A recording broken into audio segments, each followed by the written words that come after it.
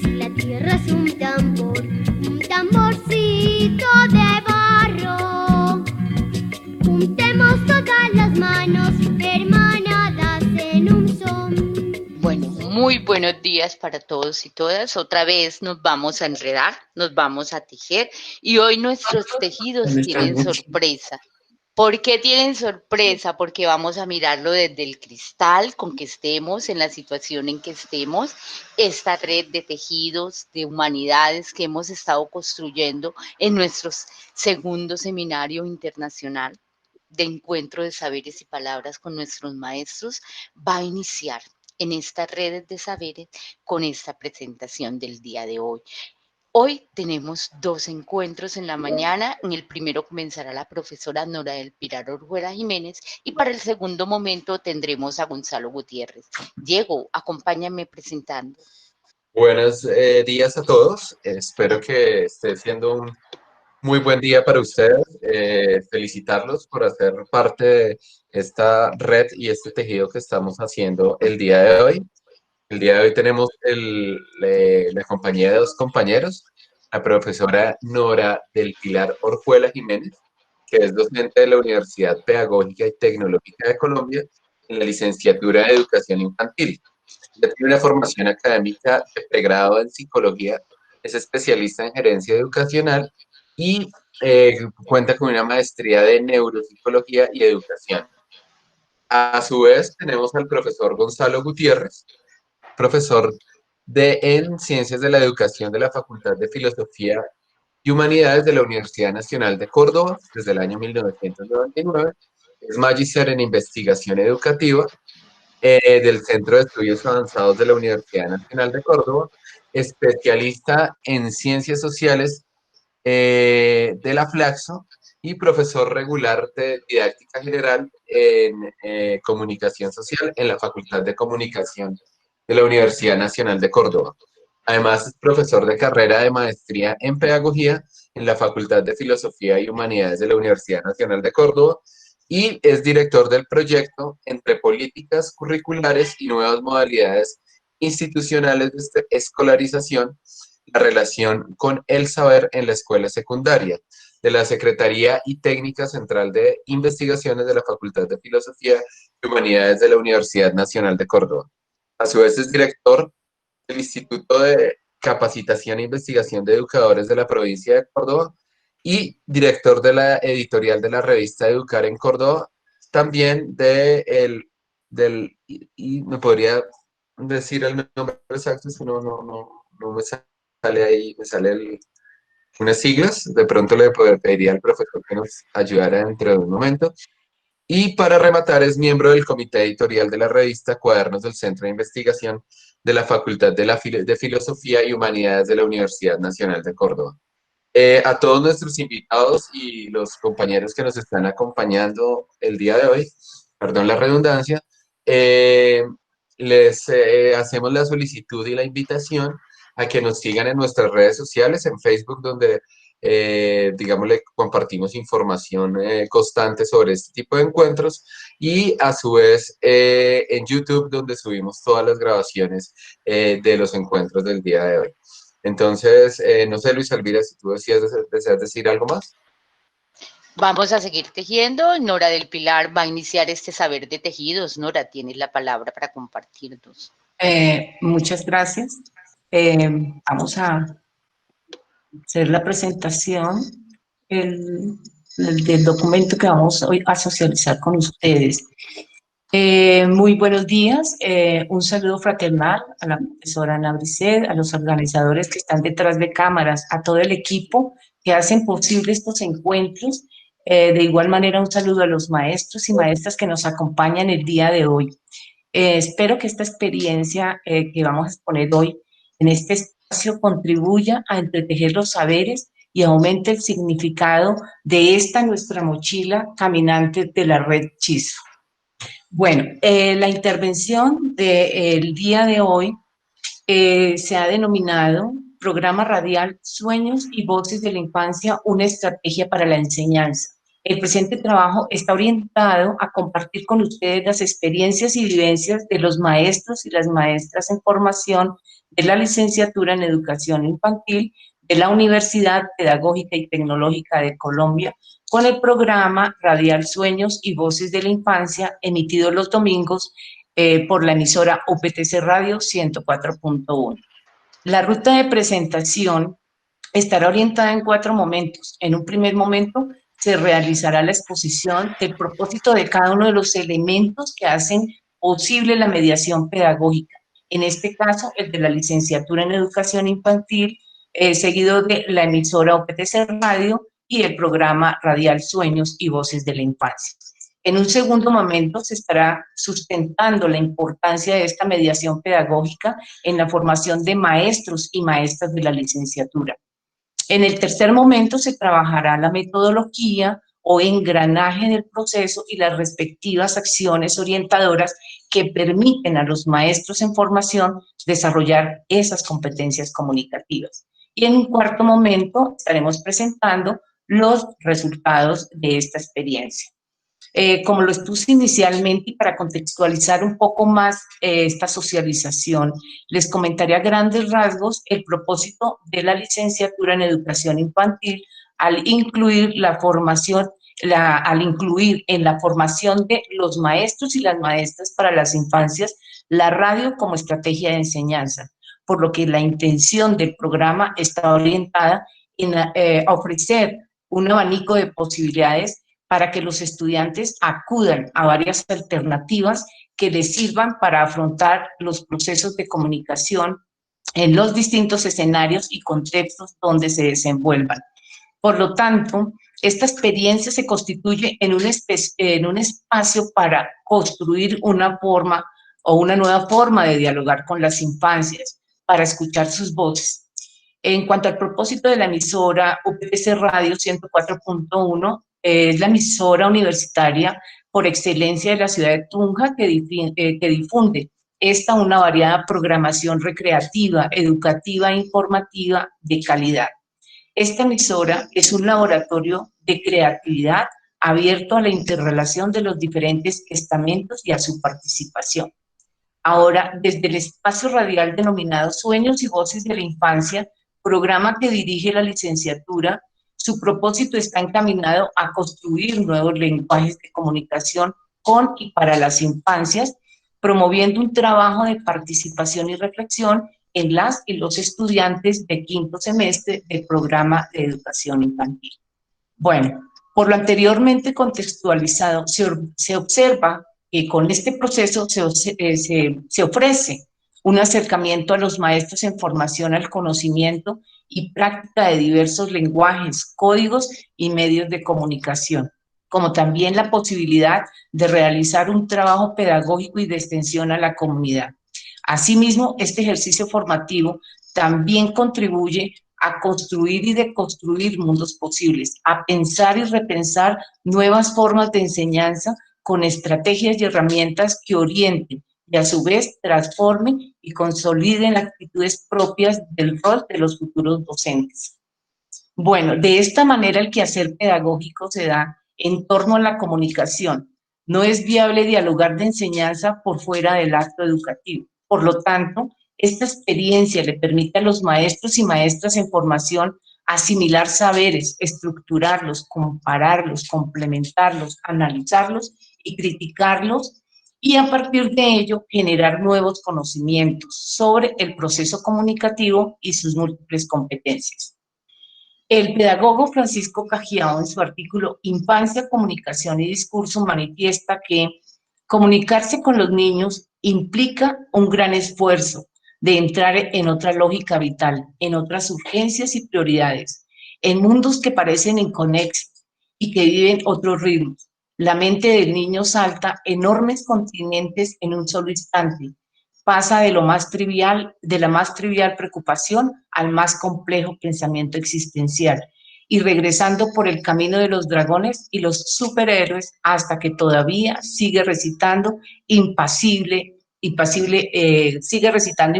a su maestro. Por lo anterior y sin lugar a duda, una de las principales condiciones de posibilidad de la educación es la comunicación, teniendo en cuenta que la relación pedagógica se alimenta, se nutre, se enriquece del lenguaje y de sus múltiples posibilidades. Podemos observar que comunica la palabra, el gesto, el cuerpo, los silencios, las emociones. El lenguaje nos constituye, somos sujetos de lenguaje y por tanto nos comunicamos. Los procesos de comunicación con y para las infancias necesitan entonces comenzar por reivindicar el lugar de la experiencia, aquella que se construye en el entre nos, mediada por la palabra y los afectos, por el reconocimiento del otro y de lo otro. Reivindicar la experiencia tiene que ver con el reconocer de nosotros el papel constituyente del lenguaje, de nuestros lazos con la cultura, las historias de los que estamos hechos, y las huellas que estas historias han dejado en nosotros. El sujeto de la experiencia es un sujeto que siempre tiene algo por comunicar, algo que brindar, pero a su vez se encuentra dispuesto a recibir y a escuchar al otro exponiendo y comprendiendo. Por lo tanto, establece procesos de comunicación consigo mismo, con el otro y con el mundo. Bueno, igualmente nuestro ser en el lenguaje también nos exige asumir la responsabilidad frente a lo que comunicamos, responsabilidad por aquel que ofrece su presencia, su atención y su escucha, por aquel que toma la palabra, por los que están construyendo su propia palabra. Esa actitud ética no es más que una actitud de respeto por la vida, por la diferencia, entendiendo que existe una profunda conexión entre la vida y el lenguaje. En este sentido, igualmente comparto este hermoso fragmento que nos ofrece La Rosa 2001 y dice, lo que interesa entonces, lo que interesa es entonces la conexión entre los modos del darse de la palabra y las condiciones existenciales del darse de la vida humana, como si el ser humano fuera el ser al que le ha sido dada la palabra y el ser al que le ha sido dada la vida. El ser que tiene que hacerse cargo de su existencia de dos dones esenciales, el de la palabra y el de la vida, a los que accede por nacimiento, porque recibe la vida como un don en el momento en que se nace a la vida y recibe la palabra como un don en el momento en que nace a la palabra. De esta manera, entender la comunicación como un don, como un ofrecimiento, nos invita a pensar que en la comunicación nos damos al otro, ofrecemos algo de nosotros mismos y recibimos algo del otro. Es un intercambio de sentidos y significados que enriquece nuestra constitución como sujetos. Desde esta perspectiva, hablaríamos de una educación entendida como hospitalidad, como un dar y recibir permanente, posibilitando los procesos de comunicación.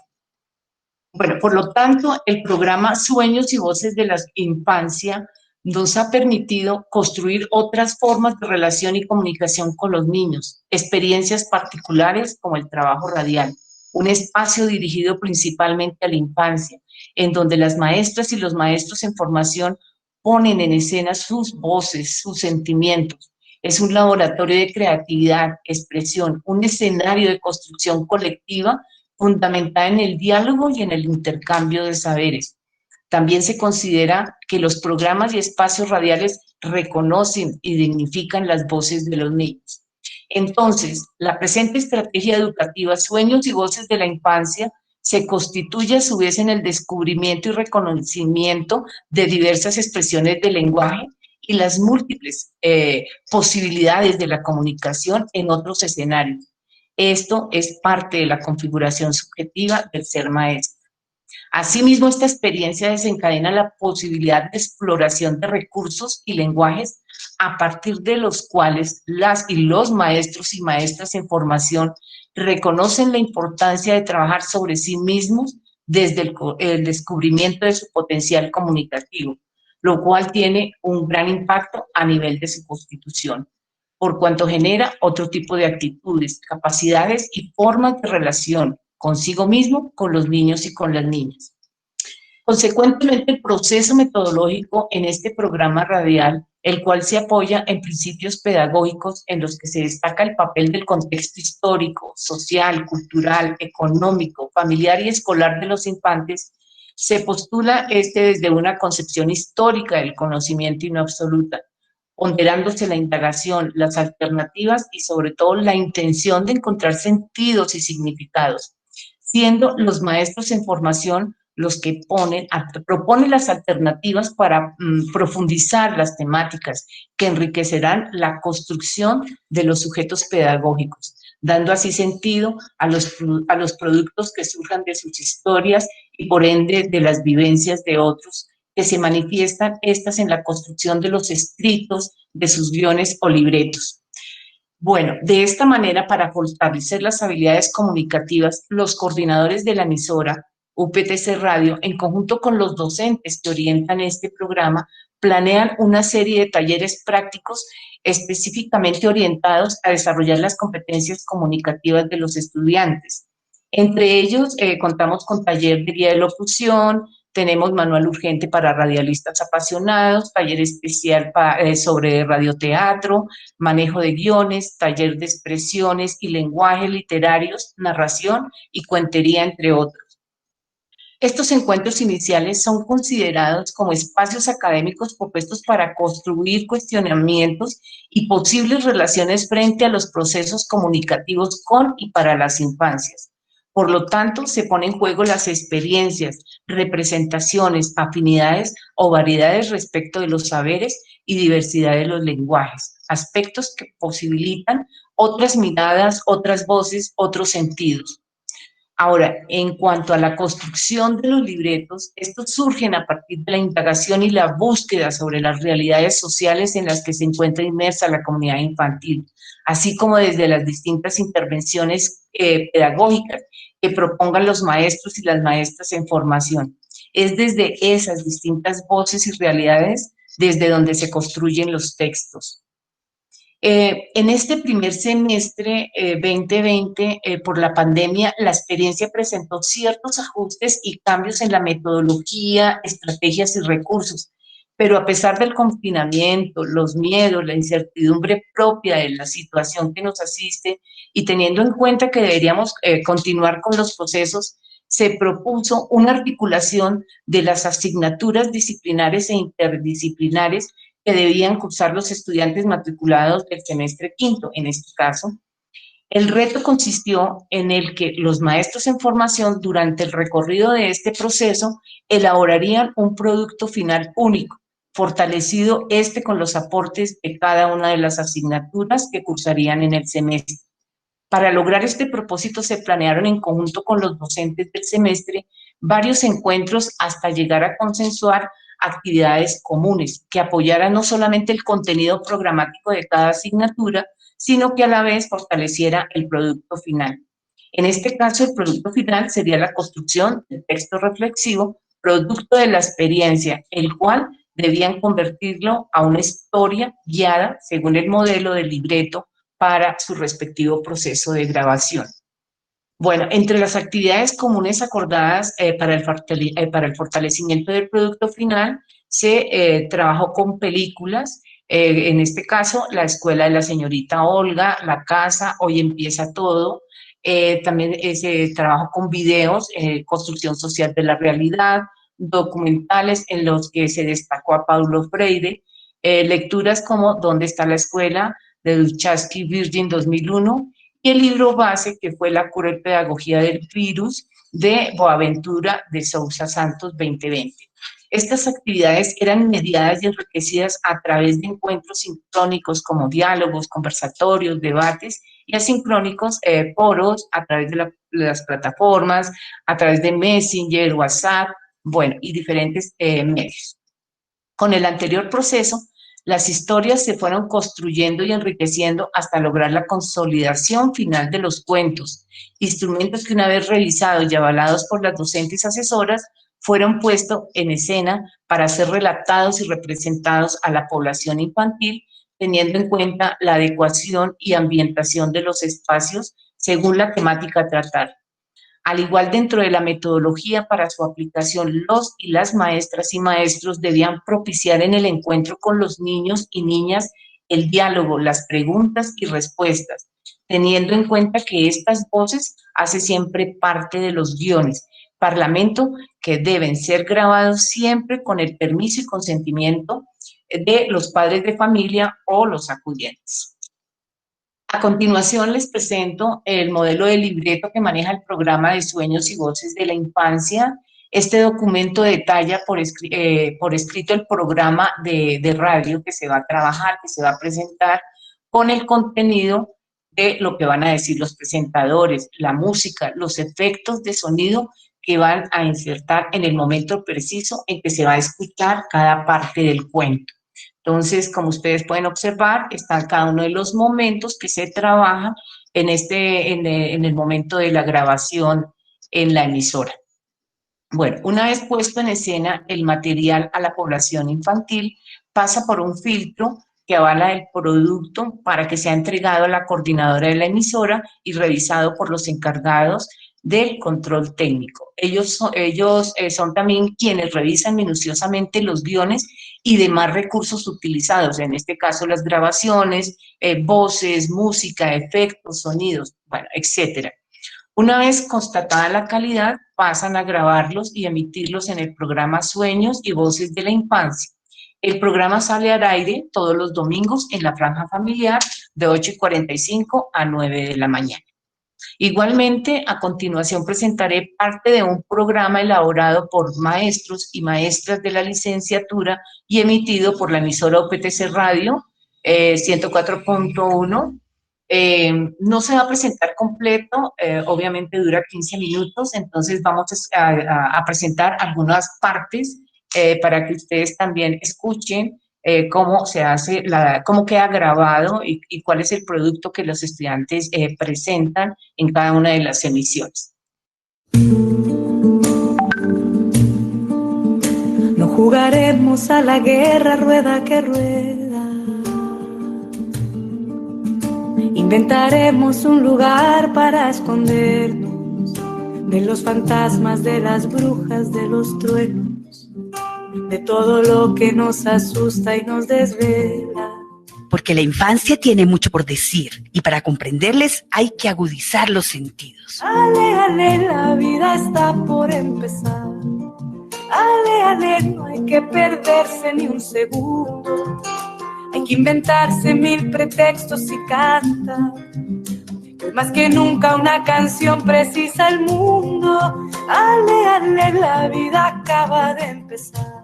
Desde la licenciatura en Educación Infantil de la UPTC, damos la bienvenida a Sueños y Voces de la Infancia. Sueños y Voces de la Infancia. Otros diálogos. Porque se enfadan los adultos o los profesores. Expresiones. Nos encontramos algo también. Pensamientos de la infancia. Tengo un perrito que se llama Brunito Lápiz. Inventaremos una historia que contar. La pintaremos de amarillos y desorden. Y cuando el cuento casi esté por terminar, nos inventamos un final con más colores. Acompáñenos aquí en la FM Universitaria de Boyacá. Que más que nunca una canción precisa al mundo.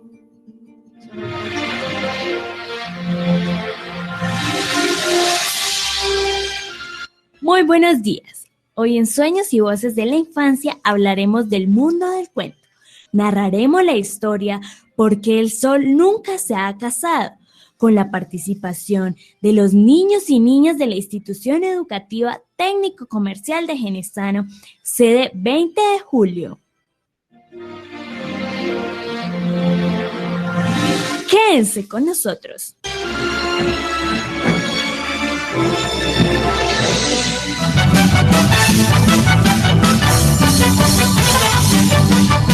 Antes de escuchar el cuento ¿Por qué el sol nunca se ha casado?, estuvimos en la Institución Educativa Técnico Comercial de Genesano, sede 20 de julio, dialogando con los niños y niñas del grado primero. Y esto nos contaron. ¿Qué tan lejos crees que está el sol?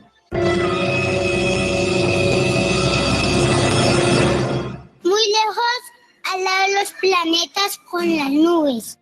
¿De qué cree que está hecho el sol?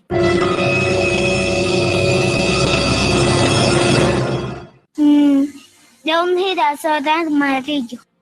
¿Qué tan grande cree que es el sol? De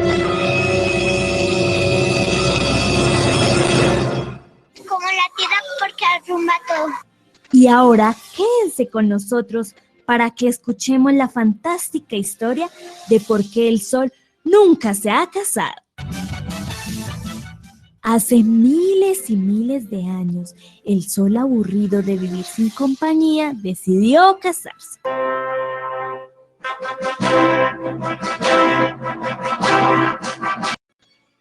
¿Cree que la decisión del erizo es la adecuada?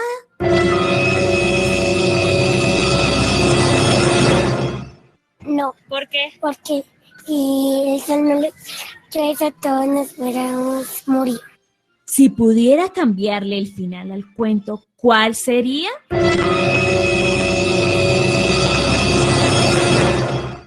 Que el sol fuera feliz para siempre. ¿Qué le gustaría decirle al sol?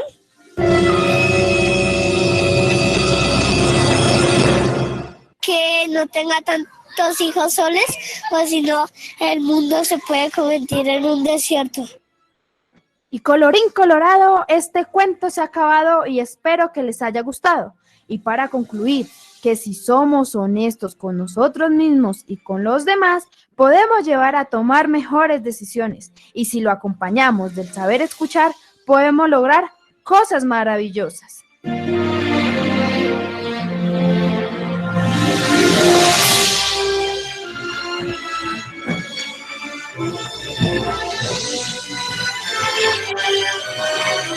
Estuvimos bajo la dirección de la docente.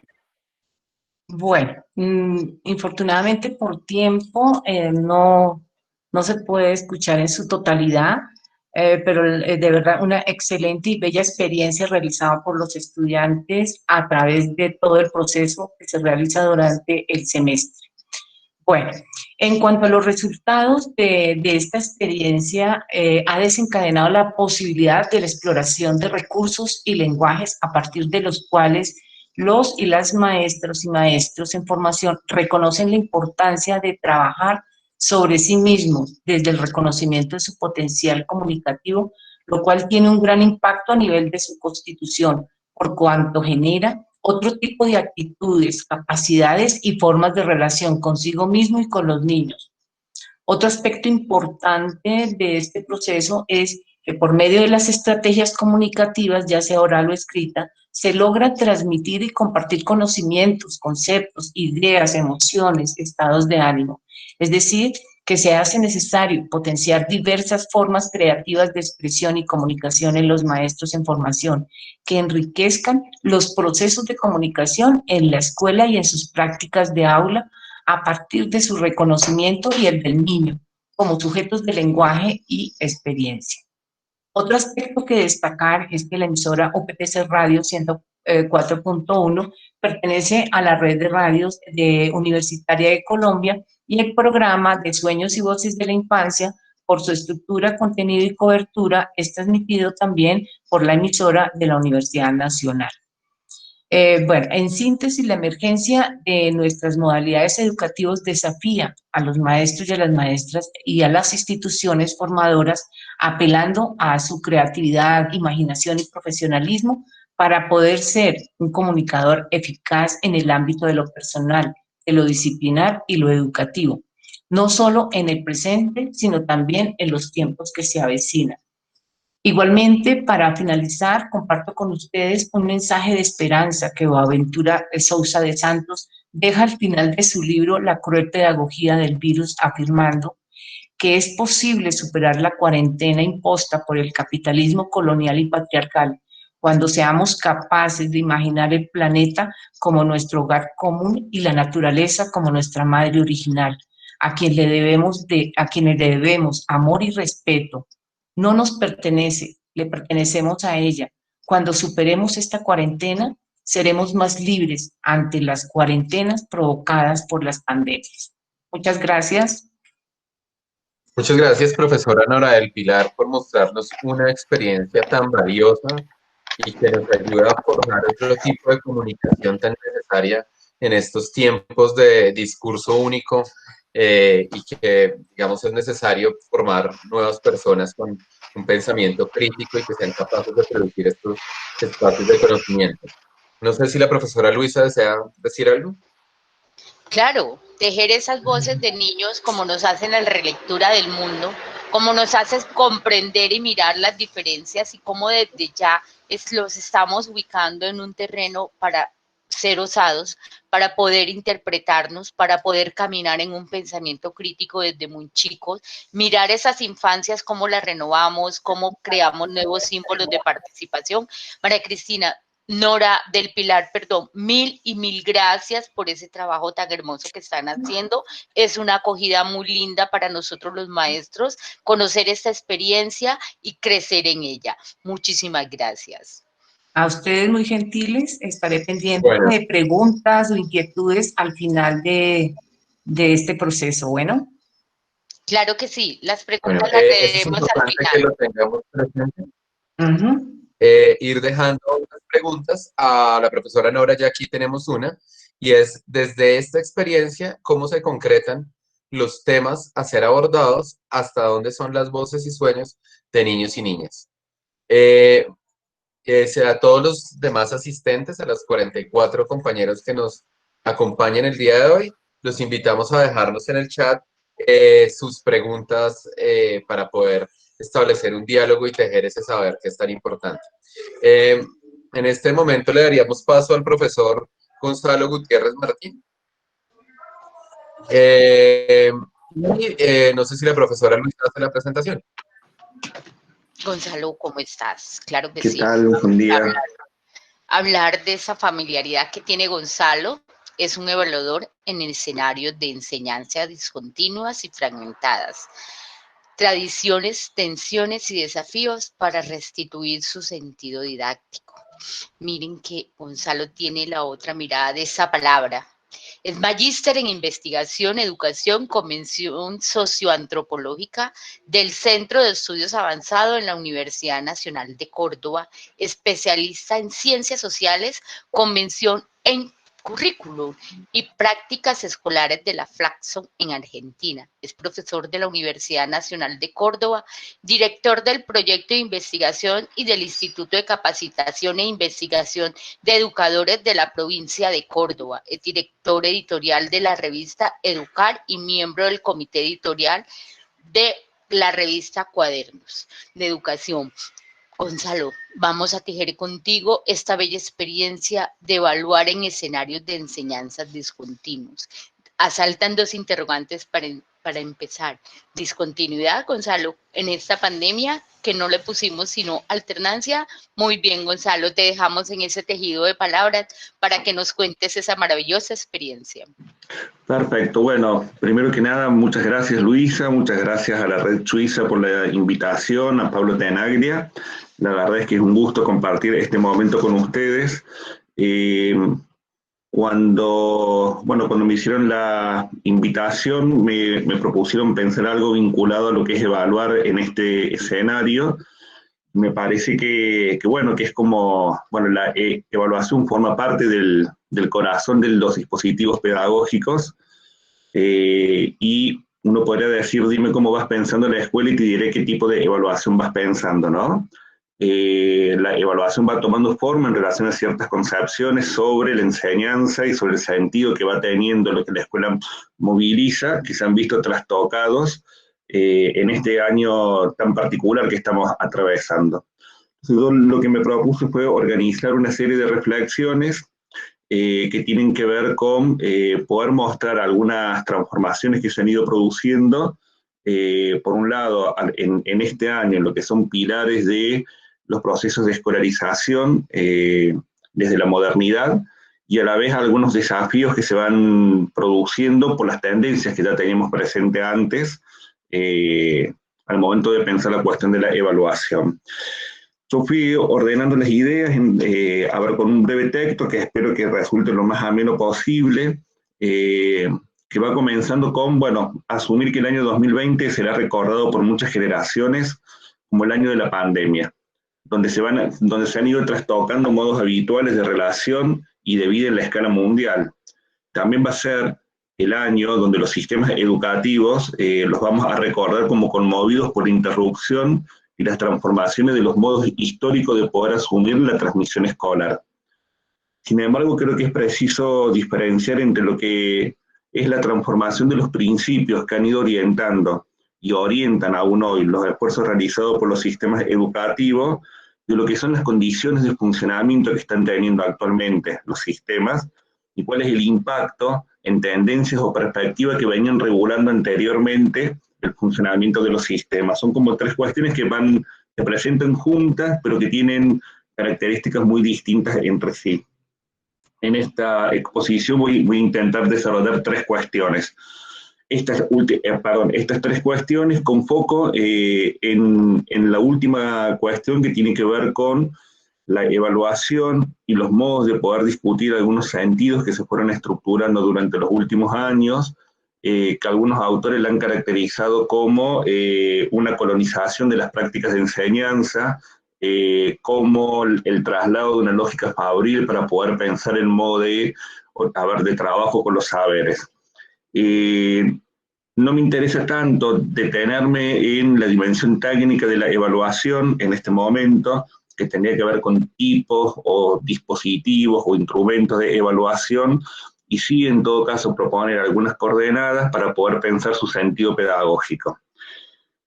En relación a la primera cuestión que les iba a compartir, lo que tiene que ver con cuáles son los principios que orientan los esfuerzos realizados por los sistemas educativos, creo que son interesantes los aportes que van haciendo Macellin y Simons en su libro En defensa de la escuela. Ellos ahí sostienen que la escuela es una invención histórica de la polis griega, ¿no? Que supuso un ataque rotundo a los privilegios, dicen ellos, de las élites del orden arcaico. Y dicen estos dos autores belgas, es una intervención democrática en el sentido de que hace tiempo libre para todos, independientemente de los antecedentes o del origen, y justamente por eso instala la igualdad. Lo que los belgas nos vienen a decir, estos filósofos belgas, es la escuela es un tiempo libre, y en tanto tiempo libre es un tiempo de igualdad. En la escuela, los niños, las niñas y los jóvenes se transforman en alumnos con independencia de su origen social, y es ello lo que va configurándose como principio de igualdad. Todas y todos son sustraídos temporalmente de las relaciones primarias que van teniendo en sus espacios familiares, pero también de las relaciones de trabajo y producción.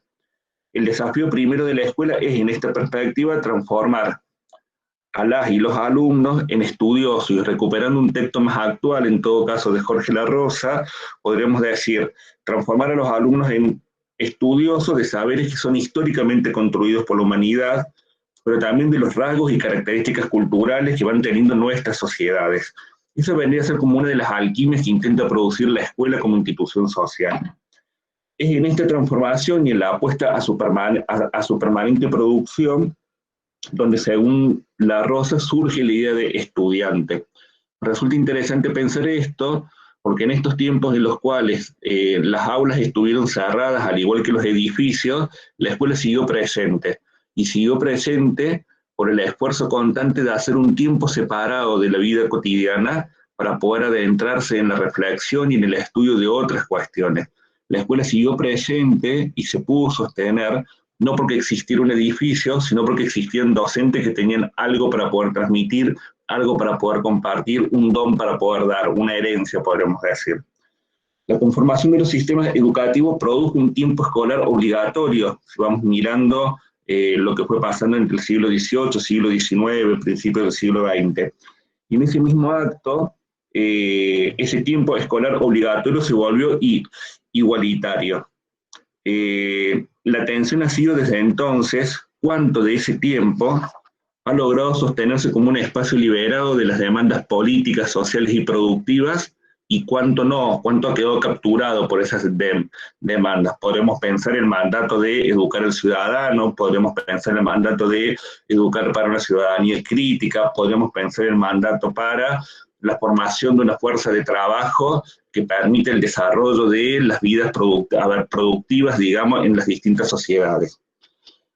En su organización, la escolaridad fue estructurándose en torno a un conjunto de factores que articularon saberes que estaban producidos en el marco del discurso comeniano sobre la didáctica, con las necesidades también de poder expandir modelos educativos en el marco de la conformación de los procesos de los estados modernos. y fue allí que se fue configurando lo que se ha denominado la matriz de escolarización moderna. Algunos de sus rasgos se pueden reconocer en una serie de principios que han ido estructurando las prácticas de transmisión. Yo me voy a detener en algunos que creo que son los que más se han visto conmovidos en este tiempo. Uno de ellos tiene que ver con el principio de la presencialidad. Digo, la escolaridad moderna se organizó bajo el supuesto y bajo las prácticas en las cuales los estudiantes estaban presentes en el acto educativo. Y es la presencialidad lo que fue organizando el modo de trabajo pedagógico. Si miramos las modalidades de escolarización a distancia, usualmente no están pensadas para los tramos de educación obligatoria, sino que son pensadas para los tramos posteriores. Hay algo del orden de la socialización y del trabajo escolar primario en su función, que se organizó bajo el supuesto de la presencialidad. Bueno, eso toma otra forma.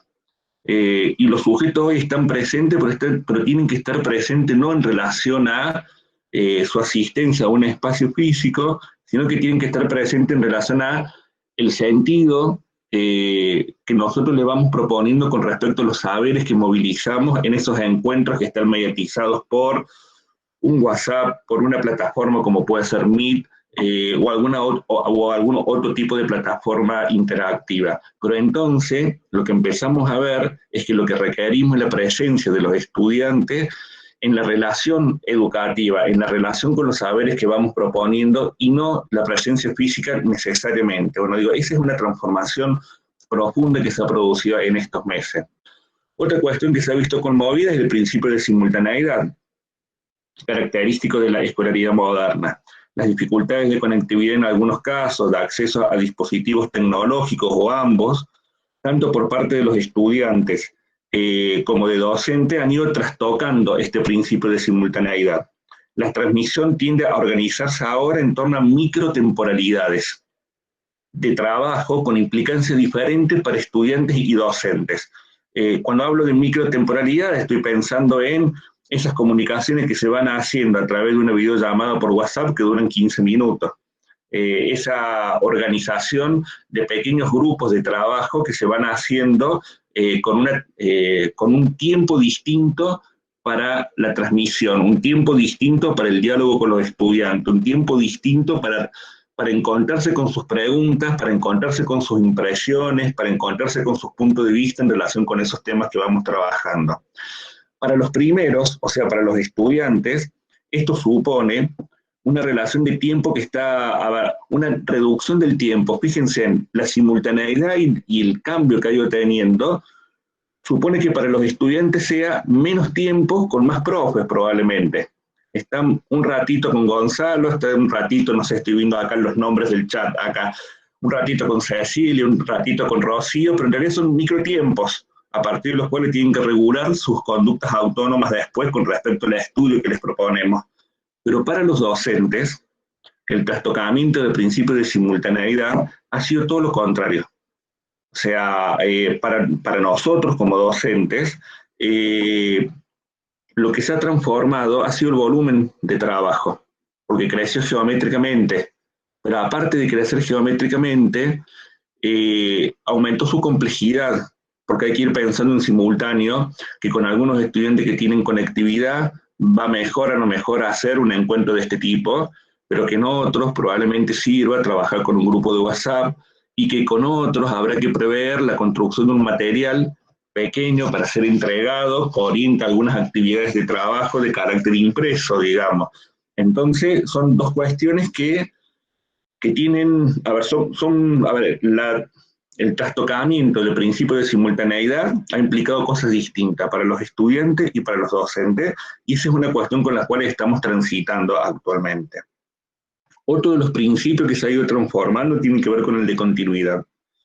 El aprendizaje de las lógicas escolares, que es una condición para la apropiación de los saberes curriculares y sociales, se ha debilitado, porque se ha vuelto inestable y discontinua la regularidad de encuentro entre docentes y estudiantes. De este modo se han reconfigurado las condiciones y las referencias para trabajar con eso que Perrenú en algún momento ha denominado como el oficio de alumno. La escuela está hecha también de ese conjunto de microregulaciones. que están referidas a cómo moverse en el espacio escolar, cómo organizarse con respecto a los tiempos de estudio y el conjunto de demandas académicas, tomar nota, aprender a escribir, pero también de las reglas sociales válidas, escuchar y prestar atención al otro, solicitar la palabra, esperar el turno para hablar, expresar con respeto una diferencia o atender lo que se comparte en clase. Son todas estas cuestiones las que más se han debilitado y transformado en dos planos, en las condiciones de adquisición y en su contenido histórico. En relación a las condiciones de adquisición, sabemos que es por medio de un trabajo cotidiano sobre la trayectoria de escolarización que algunos hábitos se transforman en hábitos, es decir, en sistemas de disposiciones que tienden a regular las prácticas. Es al cabo de muchos años que al escuchar una clase simplemente tomamos nota, pero a su vez cambiaron también cuestiones relevantes del contenido del oficio de alumno. Esto no sería gran cosa si fuera nuevo para los estudiantes, porque sería otra cosa para aprender. Pero sí son complejas para nosotros, como docentes, porque tenemos que ir advirtiendo qué es lo necesario para que la relación con el saber pueda producirse de manera significativa. En este tiempo de pandemia es con el correr de la semana que nos dimos cuenta de la necesidad de construir nuevas pautas de relación educativa. Por ejemplo, si nos conectamos por medio de una plataforma interactiva como esta, que todos tengamos las cámaras prendidas, por ejemplo. Que levantemos la mano para poder pedir la palabra. Que no estemos haciendo otra actividad en el momento en el cual estamos conectados. Que sigamos con atención la participación de otros compañeros u otras compañeras. Todas esas cuestiones son aprendizajes que como docente hemos tenido que realizar en un tiempo muy corto, de cómo trabajar en un escenario absolutamente distinto. Son estas no solo nuevas pautas de socialización, sino también nuevos saberes institucionales o escolares que como docentes advertimos necesarios para poder enseñar, pero también para que se pueda aprender. O sea, se deben enseñar porque son condición para poder aprender también. O sea, para que los estudiantes puedan entrar en esa relación con el estudio que enunciaba inicialmente.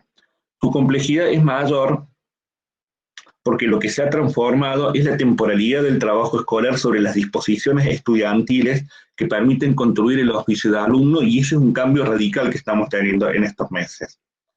Otra cuestión que se ha ido conmoviendo tiene que ver, pero ya no con los principios de la modernidad, sino con el derrotero que fueron teniendo los procesos de escolarización al calor de lo que La Rosa ha denominado recientemente como el capitalismo cognitivo durante las últimas 3-4 décadas. La enseñanza en estos meses comenzó a destinarles más tiempo a cuestiones del orden de lo regulativo con respecto a el orden introductivo, que es lo que venían desarrollando anteriormente. Y comienzan a ser relevantes así saberes sociales y saberes institucionales, que durante las últimas décadas pasaron a un segundo plano o las naturalizamos y pensamos que en realidad estábamos solamente para enseñar contenidos curriculares.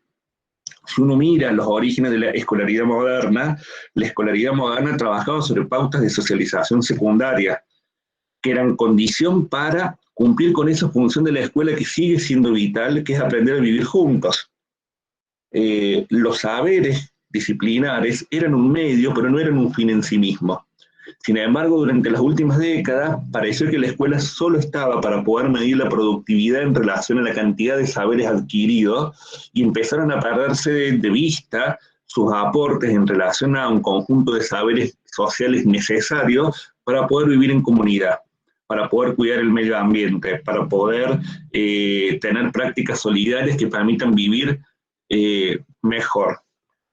Tomaron fuerza entonces en estos meses saberes sociales vinculados con el cuidado de la salud propia, de los seres queridos, de la comunidad, pero también por las mismas condiciones de aislamiento, se empezaron a recuperar prácticas vinculadas con lo cultural y con lo artístico, como condición para poder generar un bienestar que pudiera dialogar con las difíciles condiciones de aislamiento social que hemos tenido en las distintas sociedades por la pandemia. Así que esas son algunas cuestiones que se han ido transformando, y también algunas representaciones sobre los estudiantes, las tecnologías y los saberes. En ese sentido, creo que en esta pandemia se han debilitado algunos mitos y que con ello se hace necesario repensar las tecnologías educativas en la enseñanza. Aunque siempre lo hemos sabido, advertimos mejor que las y los estudiantes poseen saberes y que muchos de ellos son diferentes a los nuestros y que en ocasión son condición necesaria para sostener el vínculo pedagógico. Cómo resolver un problema de conectividad, cómo compartir un contenido por medio de alguna plataforma y o resolver algún problema tecnológico. Lejos de romantizar los saberes que tienen las y los estudiantes, quiero detenerme en una cuestión distinta, que es señalar que ellos han construido en el marco de experiencias vitales que han tenido los jóvenes y los niños, en las cuales muchas veces han invertido tiempo de concentración, tiempo de estudio, tiempo de ensayo, hasta poder comprender cómo funciona determinado programa, hasta poder comprender cómo funciona determinada plataforma. Y eso nos habla de algunas cuestiones de relevancia. No tenemos como docente que ser animadores socioculturales para que las niñas, niños y jóvenes quieran estudiar. Se trata más bien de pensar en cómo transformar, diría Mériès, el deseo de saber en deseo de aprender, el deseo de tener una respuesta inmediata en el deseo de comprender que justifica hacerse un tiempo para el estudio. En la medida en que las y los estudiantes tienen algo para aportar al desarrollo de nuestras propuestas pedagógicas, se generan muchas mejores condiciones para una relación didáctica que permite el encuentro entre los deseos de enseñar y los deseos de aprender. Cuando la relación educativa se articula en torno a los saberes desde una lógica no coactiva, se generan mejores condiciones para poder enseñar y aprender. Los medios tecnológicos en este sentido son un medio y no un fin en sí mismo, y es mediante las tecnologías de la información y la comunicación que se han renovado las formas de enseñar y se garantizaron las condiciones de aprender. El teléfono, artefacto vilipendiado y censurado hasta el mes de marzo, se ha transformado en muchos lugares en el único medio que posibilita sostener la relación pedagógica. Comprender el funcionamiento de las redes sociales y la diversidad de plataformas es condición para poder sostener las apuestas por educar. No sé cómo voy con el tiempo, me queda un poquito, pero ya más o menos voy ahí concluyendo. Las transformaciones que vengo señalando nos permiten sostener que nos encontramos en escenarios, las transformaciones señaladas anteriormente nos permiten sostener que nos estamos encontrando en escenarios de enseñanza que son discontinuos y que están fragmentados. Y eso nos permite ingresar al tercer eje que les había planteado al inicio de esta presentación, que tiene que ver con cuál es el impacto en tendencias y perspectivas que venían regulando el funcionamiento de los sistemas educativos. En ese marco me voy a detener en algunas consideraciones que articulan la función de la escuela con la evaluación. Díaz Barrigas, un pedagogo mexicano, tiene un texto ya clásico de la década del 90, donde dice una cuestión que sigue siendo interesante para pensar y más en este contexto, creo, y es que la evaluación no siempre fue un objeto diferenciado de la enseñanza. En el método comeniano, dice Díaz Barriga, la evaluación se encontraba fuertemente asociada a la información necesaria para tomar decisiones de enseñanza. Es decir, el foco de la valoración del saber y el hacer de las y los aprendices no estaba en cuánto se sabía, y sí en lo que era necesario desplegar como propuesta didáctica para enseñar todo a todos. Ese es un cambio radical en relación a algunos sentidos vinculados a la evaluación que han estado presentes hasta hace muy poco tiempo y que siguen todavía siendo dominantes. Con el proceso de industrialización en el siglo XX y de la mano del taylorismo comenzó a tomar lugar la pregunta sobre cuántos saberes producía la escuela y cuánto de ellos se trasladaban al mundo del empleo y a las prácticas ciudadanas. Y este proceso se intensificó durante las últimas décadas y lo llevó a Jorge La Rosa a señalar que en el mundo postindustrial, ese que llamamos capitalismo cognitivo, la escuela del aprendizaje, se confunde con la fábrica cognitiva, dice. Y agrega, no es que la escuela prepare para las fábricas, manteniéndose separada para ella, sino que la escuela y la fábrica empiezan a compartirse por primera vez los mismos principios de funcionamiento. Lo que el capitalismo cognitivo capitaliza, es decir, explota y convierte en mercancía y en valor, es el aprendizaje, es la creatividad, es la invención y la innovación, la colaboración, la evaluación permanente. Para que tengan una idea, en Argentina la escuela secundaria tiene algo así como entre 12 y 15 espacios curriculares, depende del momento del año. Como hay evaluaciones trimestrales, ustedes calculen que por cada disciplina hay 3 evaluaciones al año. 3 evaluaciones al año, por 10 son 30 evaluaciones, tienen entre 60 y 70 evaluaciones al año, casi una evaluación cada 2 días. Cuando hablamos del capitalismo cognitivo, lo que estamos diciendo es que la evaluación empieza a cooptar el tiempo de enseñanza. Y entonces, en el contexto previo a la pandemia, podemos pensar que lo que se iba caracterizando de este modo era ese traslado de la lógica fabril a la escuela, que intentaba sistemáticamente mirar la cantidad de saberes que se iban adquiriendo. Sin embargo, esta preocupación obsesiva por la evaluación, pienso también en las evaluaciones estandarizadas, las CERCE, las TERCE, PISA, las evaluaciones nacionales, junto con las que hacemos en el aula, junto con las que hacen las escuelas, no podían dar respuestas a algunos interrogantes que han sido nodales en este tiempo de pandemia para poder pensar el sentido de la escuela. ¿Cómo se mide el cuidado de la infancia y la adolescencia que vamos realizando los docentes?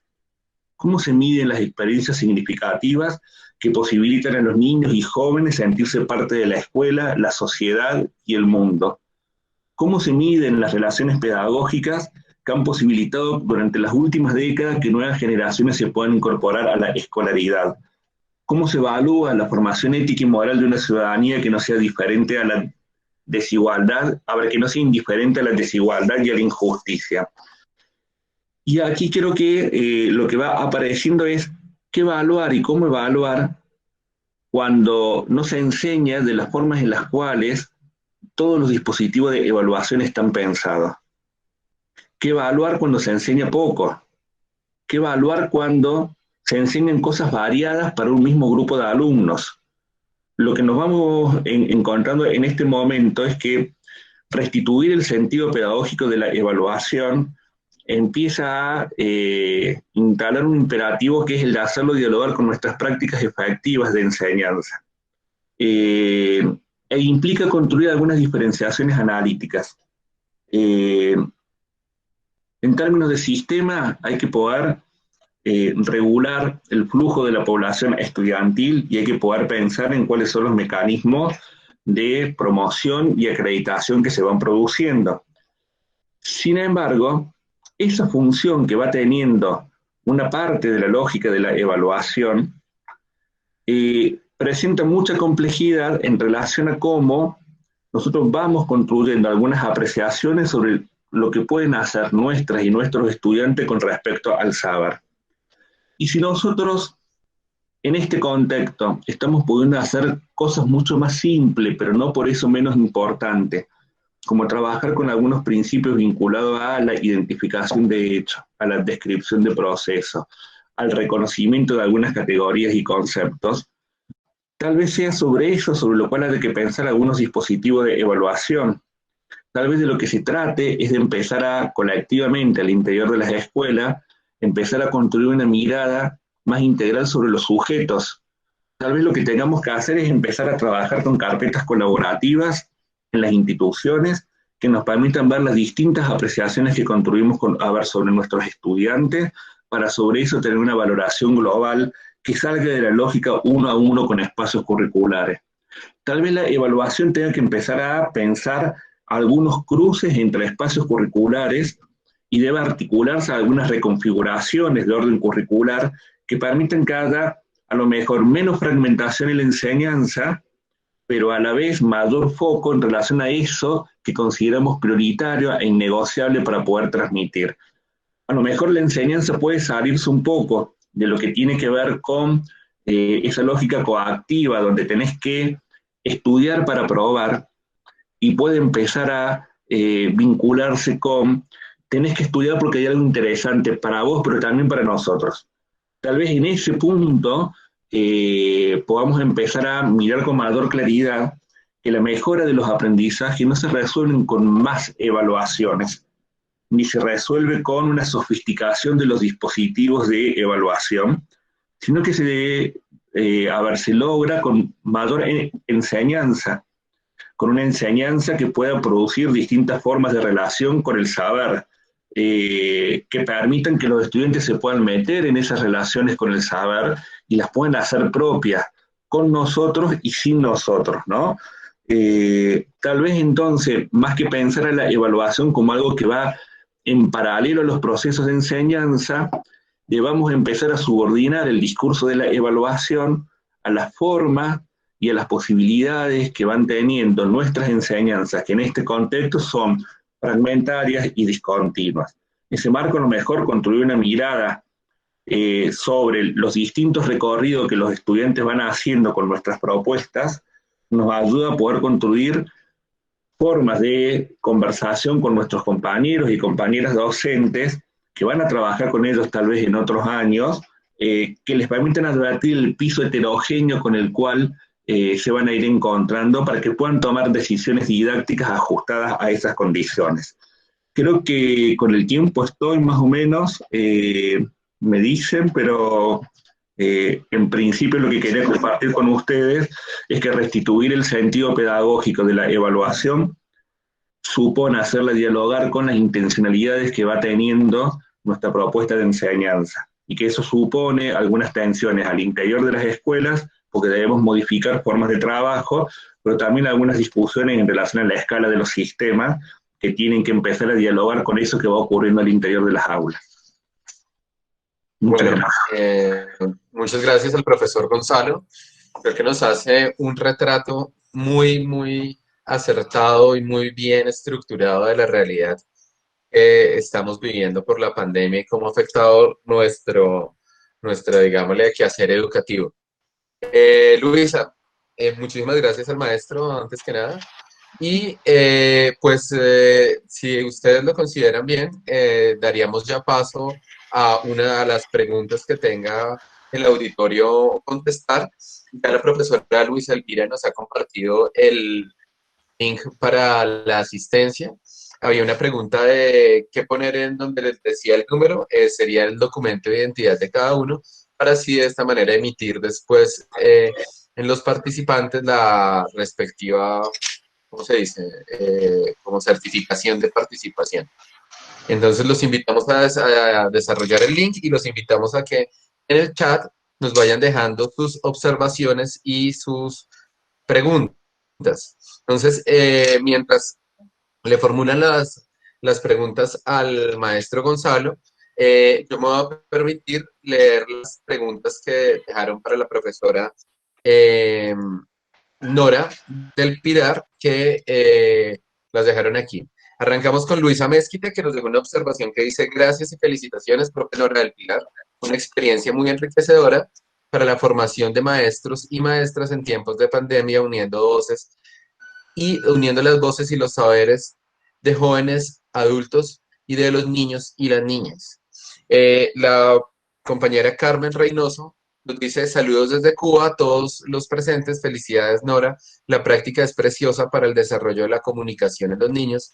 Mi pregunta está relacionada en cómo los niños proponen los temas que llevan al programa radial, quién decide el tema a llevar en la radio y cómo se relacionan con el conocimiento a desarrollar por los programas de las asignaturas. Muchas gracias. Ginadis Flores López dice: definitivamente ser docente de primera infancia nos permite crear y vivir nuevos imaginarios. Excelente emisora con las voces y saberes de los niños y niñas. Felicitaciones. Marta Arias dice: felicitaciones, profe Nora. La radio como mediación pedagógica posibilita formas de interacción enriquecedoras que nos acercan a través de voces y sueños de la infancia. Y Lina Gómez dice: las voces de los niños y niñas son fuertes, sabias, alegres. Qué bueno que podamos validar el medio de apuestas como las que nos comparte la profesora Nora. Entonces, habían muchas felicitaciones y para el caso había una pregunta. Ya aquí, en la intervención del profesor, tenemos una pregunta, pero pues, sugeriría que contestara la profesora Nora y ya iríamos con las preguntas para el profesor Gonzalo. Entonces, profesora Nora, tiene usted la palabra. Gracias, Diego. Bueno, con respecto a la pregunta, ¿cómo eligen y concretan las temáticas para desarrollar el programa del radio? Que si se sigue una secuenciación y hasta dónde son las voces de los niños y las niñas. Bueno, las temáticas a trabajar surgen de las necesidades desde los distintos escenarios a los que llegan los y las maestras en formación dentro de su proceso de práctica. Ellos buscan la población y realizan un diagnóstico para conocer las necesidades en las que se encuentra inmersa las infancias. Es desde ahí donde se empieza a darle voz a los niños. Es igualmente desde esa construcción de historias que se plasman las voces de nuestros niños y niñas. Igualmente este proceso no se puede exponer en el caso de la grabación, y hay muchas actividades y estrategias con recursos que se trabajan con nuestros niños y niñas, pero que por el mismo tiempo pues es imposible pues obviamente mostrarlas, ponerlas en evidencia, pero en general las historias se construyen, las voces de los niños que están dadas es en esos libretos, en esos guiones que se presentan en las grabaciones. Una parte que se plantea dentro de la grabación, ya listo el texto en edición, es dando también participación con las preguntas, con las respuestas, tanto al inicio como al final. Antes, en el texto que presenté, se plantea que estos cuentos son puestos en escena, los estudiantes van a estas comunidades, relatan, cuentan estas historias, los estudiantes o maestros y maestras en formación adecúan los escenarios para que los niños se hagan partícipes de este propósito, y en ese momento en el que ellos están trabajando es cuando se hacen las grabaciones de las voces de los niños de acuerdo a la temática que se está tratando. Entonces, no hay una secuencia, nos preguntan ahí que si se sigue una secuenciación. No la hay porque cada programa, cada programa, como toda historia, tiene un inicio, tiene un nudo, un desenlace y al final una moraleja o una reflexión. Entonces, cada domingo tiene una historia nueva que contar con voces distintas de nuestros niños y de nuestras niñas. No sé si quedaría clara la pregunta. Bueno, pues esperemos que nos cuenten en el chat. Creo que desde mi punto de vista es muy clarificante la explicación que nos hace la profesora Nora. No sé, Luisa, si tú deseas decir algo. Sí, Nora del Pilar, nos pones en el escenario un crecimiento y un crecimiento hasta de la pedagogía participativa, porque estos elementos nos dan la capacidad de que los chicos desde muy temprana edad desarrollen esa autonomía y se vayan apropiando de esos espacios para expresarse, y la radio es una manifestación que llega, que siempre ha estado en nuestras culturas y que cada día nos abre más el universo de lo que escuchamos, ¿cierto? Y esa posibilidad de que nuestros niños y sus voces nos entretejan, esas miradas de mundo que ellos están leyendo, les van desarrollando estas habilidades comunicativas y esas habilidades que necesitamos ahora en este mundo para el desarrollo no de lo que nos decían del capitalismo cognitivo, sino de abrir el espacio para nuevas miradas, para la integración del ser humano a ese escenario donde las voces, las expresiones son lo más valioso que tenemos. Y lo hemos visto en este momento de la crisis, porque los escenarios que hemos escogido son las redes sociales y ahí es donde nos estamos manifestando y estamos poniendo. Y también lo vemos, para anudarlo con el elemento de Gonzalo, como esa discontinuidad que nos tiene aquí para evaluar es la voz del otro, lo que me dice cómo estoy. Incluso los chicos míos de este año me hicieron generar un proyecto de investigación en voces, cómo saber si estoy bien o estoy mal a través de una voz en pantalla, profe. ¿Cómo lo haces tú para saber cómo nos encontramos? Entonces esas hiladas, esos tejidos, esos nodos son los retos que nos ponen. Por eso las felicitaciones a los dos, porque han sido un entramado de voces que nos llevan a reflexionar nuestra práctica pedagógica y nos llevan a mirar hacia dónde vamos. Tenemos una pregunta para Gonzalo. Fuera de todas las felicitaciones que hay, gracias, Nora del Pilar. Diego. Bueno, habían aquí varias observaciones que me parecerían muy válidas hacerlas al profesor Gonzalo. Pues Rosa Liliana Vargas dice, muy importante las reflexiones que nos permiten mostrar las transformaciones que se han ido produciendo en este tiempo histórico, en donde la escuela siguió presente a través de los docentes. Evaluar las nuevas formas de saberes de aprendizaje, siendo las TIC un medio cumpliendo un rol protagónico para mantener el vínculo pedagógico. Su propuesta es un gran desafío. Gracias por su aporte. Saludos cordiales desde Córdoba, Argentina, de la red Comedi. Víctor Joel Echevarría dice, interesante análisis y postura del maestro Gonzalo sobre la evaluación en los tiempos de la pandemia. Saludos desde México. La profe Ana Briset dice, excelente propuesta de discusión, retomar el impacto del capitalismo cognitivo, su impacto en la época de pandemia, desde la escuela está en medio, de ser una institución que integra sujetos o un escenario de la aplicación de políticas neoliberales. Seguimos invitando a todos para que dejen sus preguntas. Víctor Joel Chavarría Valenzuela dice, interesante análisis y postura del maestro Gonzalo sobre la evaluación en los tiempos de la pandemia. Saludos desde México. Rosana Córdoba dice, excelente ponencia y reflexión del maestro Gonzalo. Pablo Tenaglia dice, estimado Gonzalo, felicitaciones por la exposición, muy significativos aportes que nos hacen problematizar, reflexionar y repensar qué es y cómo evaluar en un contexto en el cual todos y todas, ante la excepcionalidad que vivimos, nos interpelamos, intentando restituir el sentido pedagógico de la evaluación en nuestras propias prácticas. Mónica Tiberi dice, maestro Gonzalo, muy interesante la reflexión y ponencia, gracias por compartirlo.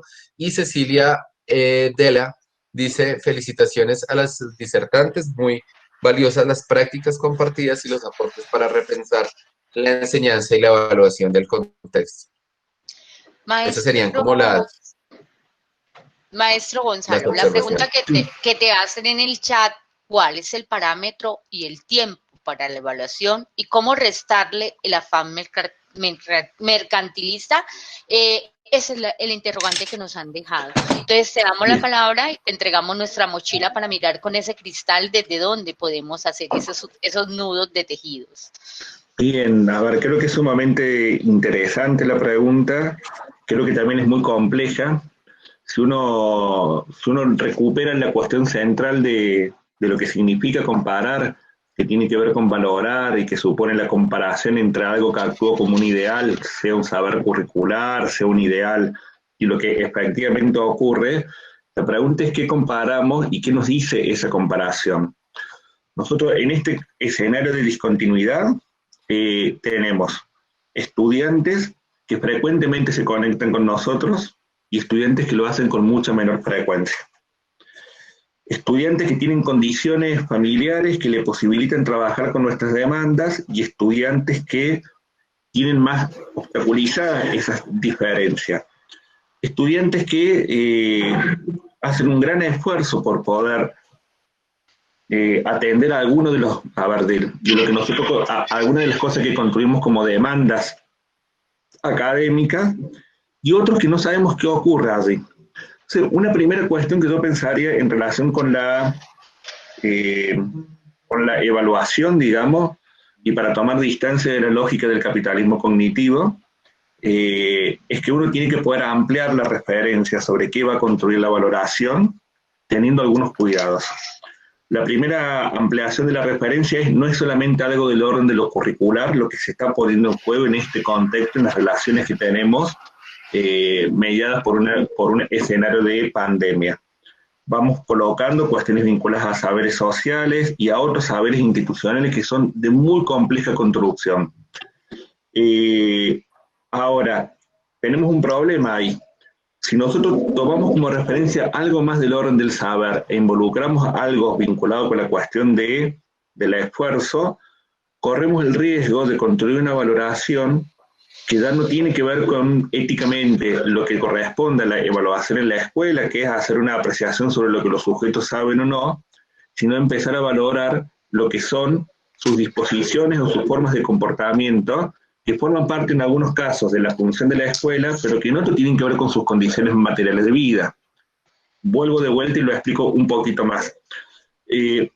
Nosotros podemos tener un pequeño Jaimito, un estudiante terrible en la escuela que tenga muy buenas notas. Éticamente nosotros no podríamos disminuirle la nota porque nos trate muy mal o porque tenga un muy mal comportamiento. Ahora, a la vez tampoco puede quedar eso como algo sobre lo cual no intervengamos. Sobre esa regulación interviene la función de la escuela, pero sobre la cuestión del desempeño académico se construye una nota que está asociada al principio de calificación, certificación, promoción. En este momento no tenemos las condiciones institucionales para regular eso. Y a la vez tenemos que construir una valoración sobre ambas cuestiones. Digo, creo que hay una forma de poder salir de de ese enredo, digamos que un enredo complejo, que no sabemos cuándo los estudiantes no participan por las condiciones familiares que van teniendo y cuándo no lo hacen porque hay una cuestión de desgano con la propuesta. Creo que una primera cuestión es empezar a saber que eso que los estudiantes van haciendo con lo que nosotros le proponemos nos da una pista de algo que están pudiendo hacer, pero que todavía no sabemos muy bien si es un aprendizaje. Porque digo, para que nosotros lo podamos reconocer como aprendizaje deberíamos presentar una variedad de situaciones que no la tenemos en este contexto. Entonces lo que es un indicio de que pueden describir, es un indicio de que pueden explicar, es un indicio de que pueden reconocer ciertas cuestiones, es un indicio de que pueden enunciar algún tipo de explicaciones, a lo mejor con pequeños audios. Esos indicios, si nosotros los vamos documentando, y armamos un historial, y ese historial es un historial compartido entre docentes, nos permiten ver cosas comunes que en distintos espacios curriculares los estudiantes van pudiendo hacer. Y eso nos permite ver hasta dónde algunas cuestiones que aparecerían como aprendizajes tienen cierta solidez, o cuando son cosas discontinuas que no necesariamente nos van hablando de aprendizajes.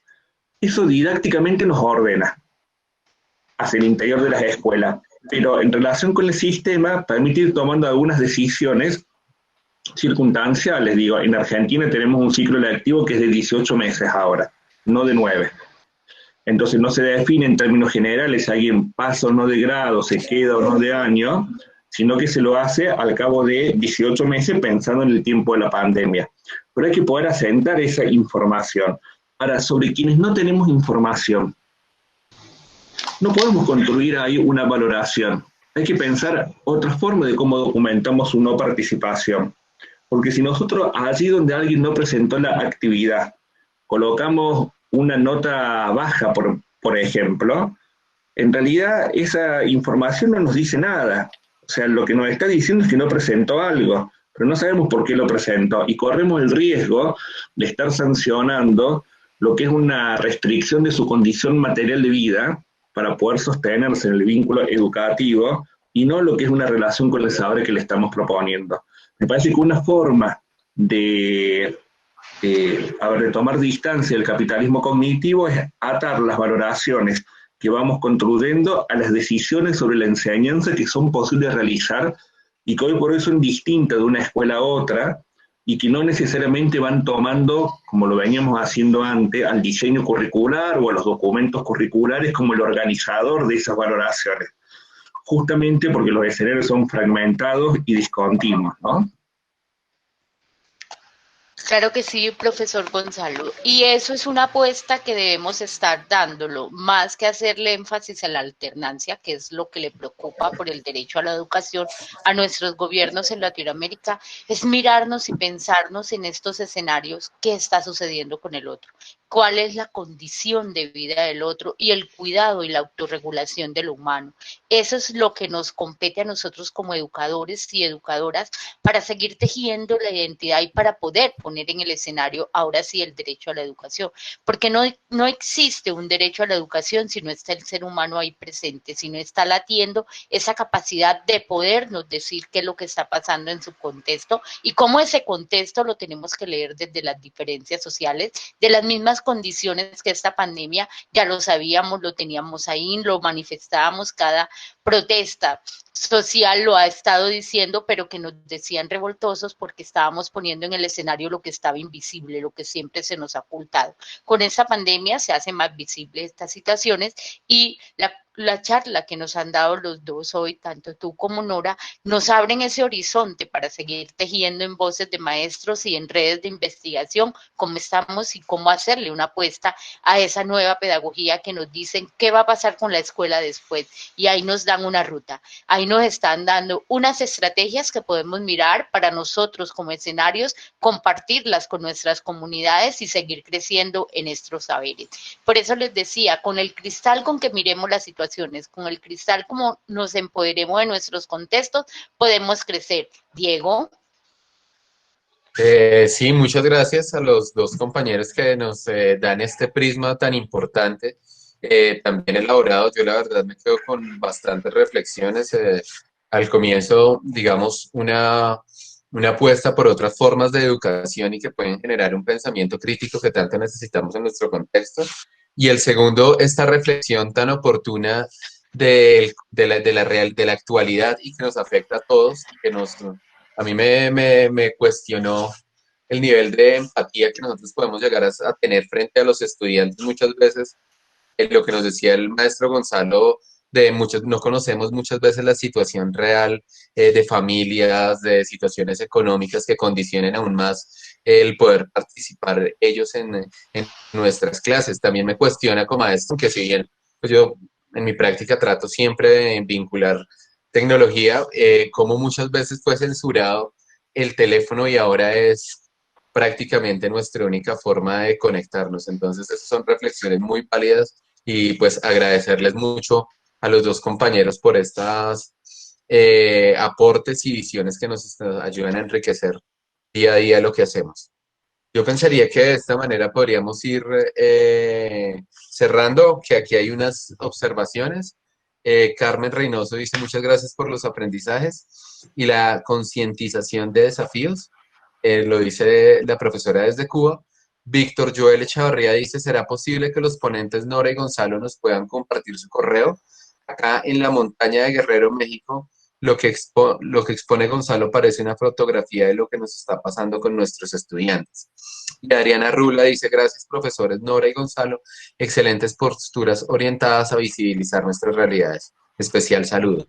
Entonces, invitaríamos tanto a Nora, a la maestra Nora, como al maestro Gonzalo a que nos dejen en el chat su correo y ya de esta manera iríamos terminando con tu intervención, Luisa, y los invitaríamos para que, uno, nos visiten en nuestras redes sociales y dos, nos acompañen en horas de la tarde en nuestro segundo momento.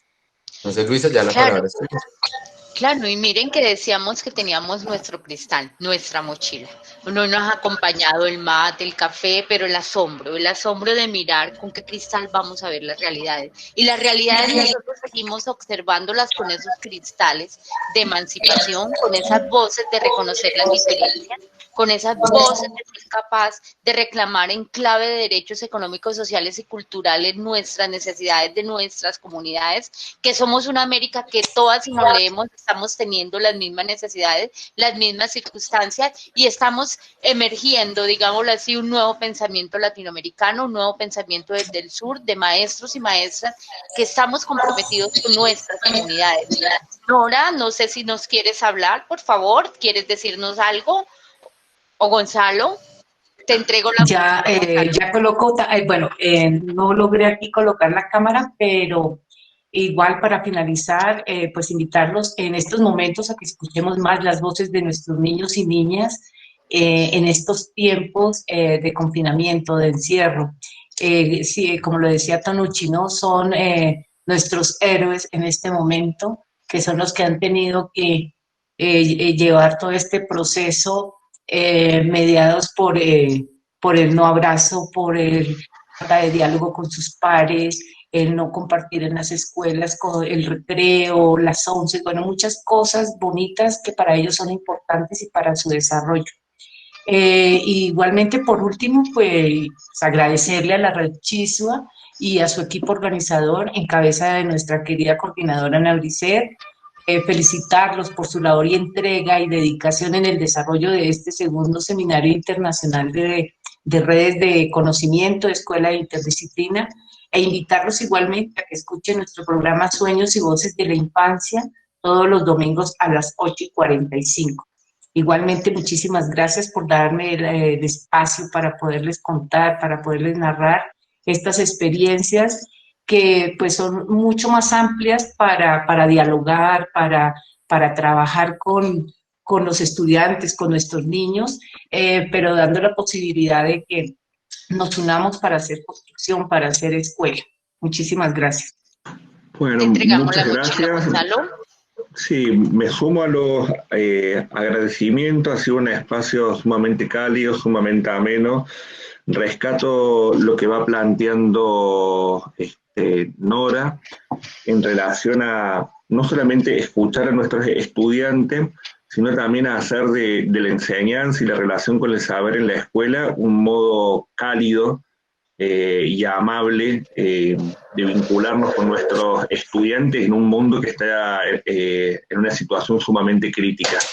Creo que la escuela tiene posibilidades de hacer eso, creo que nosotros como docentes lo podemos hacer, pero que eso también significa ir revisando y repensando ciertos modos tradicionales de relación, no solamente con los saberes, sino también con los estudiantes y sus familias, y creo que ese puede ser un camino más interesante para lo que vendrá después de la pandemia. ¿Cómo hacemos para poder sostener modos colaborativos, modos de registro amables con el saber, modos, digamos, que dejen de pensar en el cuánto y empiecen a ver cómo hacer para que todos formemos parte de una misma comunidad de relaciones con el mundo, con la comunidad, con el saber, ¿no? Así que bueno, desde ya muchas gracias por todo.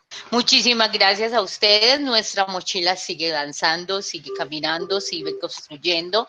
Entonces la invitación es para que Diego, con su mochila, con su capacidad de encontrarnos y tejer estos nudos, sigamos construyendo en horas de la tarde otras voces de maestros y maestras que nos ayudan a construir nuestras naciones.